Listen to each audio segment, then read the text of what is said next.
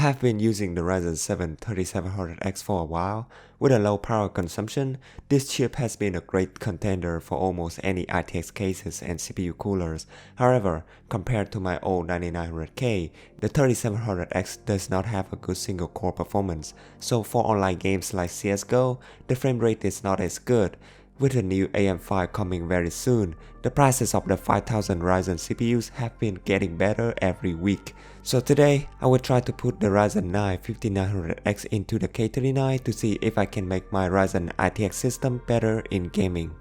I have been undervolting the 3700X at 4GHz with just 1.14 volts, but now let's leave it to run at stock speed. In CSGO, which has been received many updates along with new maps, the game can reach 300 plus FPS in older maps, but for newer maps like Anubis, it hovers around 220 but can dip to 180 FPS.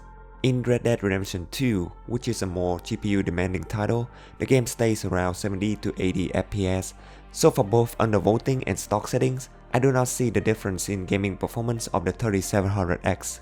Now it's time to swap out the old CPU and put in the new Ryzen 9 chip.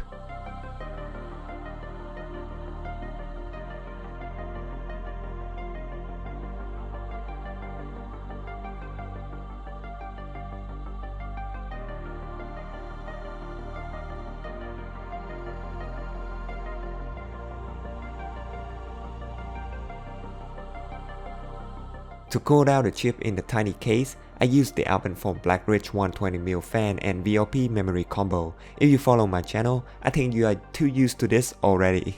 For some reasons, the new CPU caused my PC to constantly restart, but luckily, updating the BIOS fixed the issue. Anyway, I used Precision Boost Overdrive 2 to undervolt the CPU. It is located in the advanced section of the BIOS, not the AI tweaker. Curve Optimizer is set to all cores with sign is negative and magnitude is 30.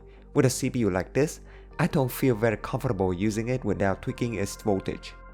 However, the CPU can still be very hot even at idle. You can see that sometimes it peaked at high 70s with just hardware in 464 running.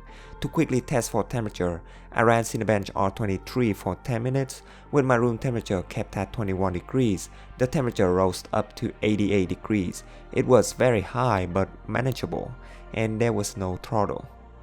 In CSGO, the FPS could average above 300 easily, so I am very satisfied with playing the game on my 240Hz monitor.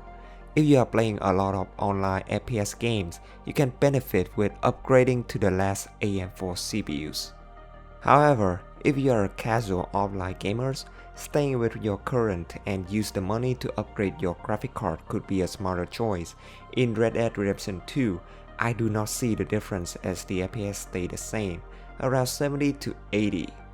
And next, listen to the noise of the system when Red Dead Redemption 2 was running.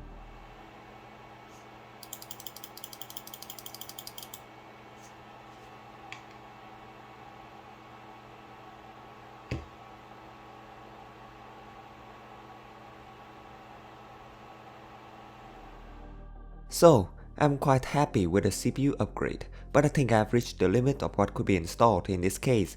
A Ryzen 9 5900X or Ryzen 7 5800X 3D could be a good choices, but going up to a 5950X is not really recommended. That chip will require some more tweaking and the performance will be sacrificed. And that's it for today's video. Thank you so much for watching and I will see you in the next one. Bye bye.